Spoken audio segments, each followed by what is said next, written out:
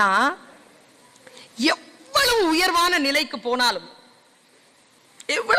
நிலைக்கு போனாலும் என் நிலையை மறந்ததில்லை, என் சூழலை மறந்ததில்லை, என் ஆடையை மறந்ததில்லை. ஏனென்றால் நான் தமிழச்சி, என் மதம் வேறு, உங்கள் மதம் வேறாக இருக்கலாம், ஆனால் நீயும் நானும் தமிழ் பேசுகிறோம், தமிழ் மரபோடு இருக்கிறோம். தமிழ் என்பது என்ன தெரியுமா? என் ஆடை. தமிழ் என்பது என் உணவு. தமிழ் என்பது என் உறவு. தமிழ் என்பது என் வாழ்க்கையில் அனைத்தும், என் நாடி நரம்பு மூச்சு எல்லாம் தமிழ். ஆனால் பிழைப்பதற்காக பல அறிவுகள், பல விஷயங்கள், பல பயணங்கள், அது வேறு.